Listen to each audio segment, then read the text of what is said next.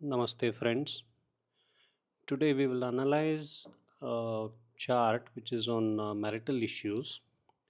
So, this is a very unique case.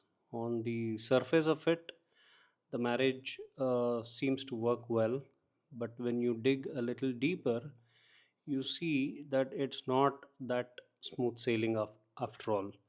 So in KP, the first rule is we look for the promise. So seventh house is connected to marriage. So the seventh cuspal sublord in this case is Mercury. So let's see whether Mercury is promising marriage or not. So when we analyze Mercury, Mercury is in the ninth house, also owns 1 and 4. But you can see Mercury is giving results of Rahu. So the first indication of some kind of trouble is already shown here, and Rahu is in the 10th house. Now, 10th house is a clear cut negation for the 11th house, which is very important for marriage. And whenever we are discussing about Rahu and Ketu, we also look at the sign lord. So, Rahu's sign lord is Jupiter, which is giving us the seventh house. So, it is giving us an indication that marriage is promised, but the sublord has to confirm. Mercury's sublord has to confirm whether or not marriage is actually promised. So when you look at Mercury's sublord, it is Jupiter itself. So we have already seen that there is the seventh house. So marriage is promised for this native. Now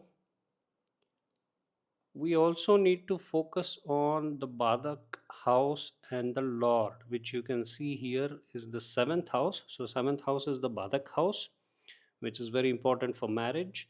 And Jupiter is the Lord of the seventh house. You can see here, Jupiter is the Lord of the seventh house. So, although Jupiter is generally seen as a very benefic planet, and Jupiter is also the seventh lord, it should, technically speaking, give a very good marriage. But in this case, Jupiter itself is creating trouble for marital life, right? So that's why in KP we don't really consider the concept of benefic or malefic. We see how the planets are working and then decide whether a planet is supportive for us or is working against us.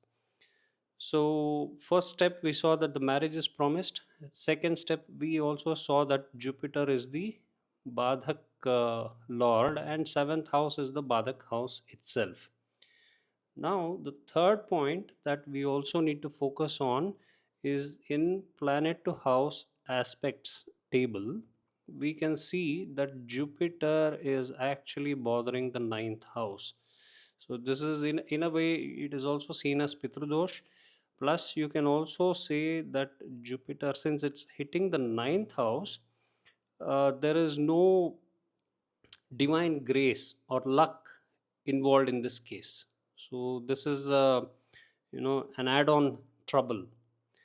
And we also need to see that seventh CSL being Mercury although is supportive for the 11th house and the first house, but you can see here that Mercury is actually hitting the third house. So third house is the house of communication. So, in terms of marital issues, what was being discussed is one, the native is not very happy, right?